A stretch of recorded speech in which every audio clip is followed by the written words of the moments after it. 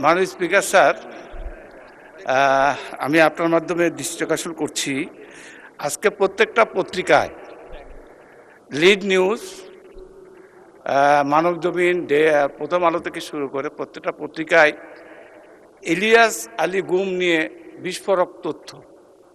মাননীয় স্পিকার, আমি আজকে মানবজমিনের হেডলাইন, ইলিয়াস আলী গুম নিয়ে বিস্ফোরক তথ্য, বনানী থেকে তুলে নেওয়া হয় র্যাব 1 সদর দপ্তরে, লাশ ফেলা হয় ধলেশ্বরীতে।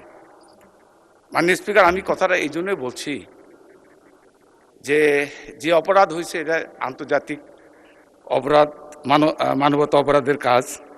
তো আমি আপনার দৃষ্টি আকর্ষণ করছি এই জন্যই, আপনি জানেন ইলিয়াস আলী আপনার সহকর্মী ছিল, আমার বন্ধু ছিল, তার সাথে অনেক স্মৃতি জড়িত। আজকে যদি ইলিয়াস বেঁচে থাকতো, এখানে যারা আমরা এমপি বা সংসদ সদস্য, আমরা সবাই কিন্তু একসঙ্গেই এই পার্লামেন্টে থাকতাম। মাননীয় স্পিকার, তো আমরা পত্রিকার মাধ্যমে যেটুকু জেনেছি, 2012 সালের 17ই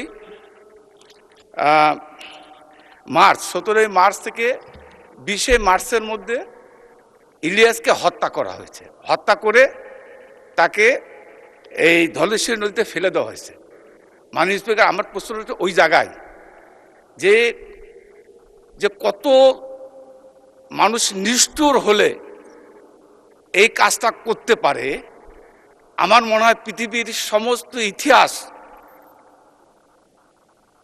মানে কি বলবো ফেল করবে। কারণ শেখ হাসিনা যে কি ধরনের অভিনেত্রী ছিলেন, তার নির্দেশ ছাড়া যেরকম ইলিয়াস আলী গুম হয় নাই, তার নির্দেশ ছাড়া ইলিয়াস আলীকে হত্যা করা হয়নি। মাননীয় স্পিকার, শেষ করেন।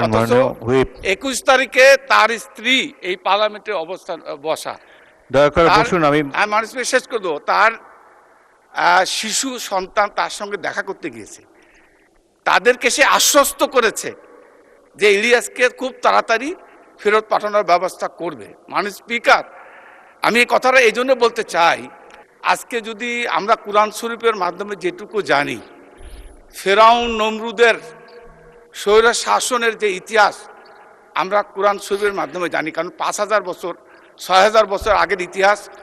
ধন্যবাদ। এবং আমি মনে করি মাননীয় স্পিকার, বিষয়টি অত্যন্ত গুরুত্বপূর্ণ, হৃদয় বিদারক, সারা দেশের অত্যন্ত বহুল আলোচিত একটি বিষয়।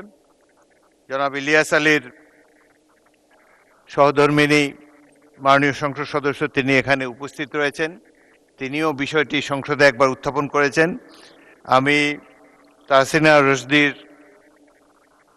কে মাননীয় সদস্যকে অনুরোধ জানাবো, আপনি যদি এই ব্যাপারে কোনো পদক্ষেপ নিতে চান, আপনি স্বরাষ্ট্রমন্ত্রীর কাছে একটি লিখিত নোটিশ দিতে পারেন।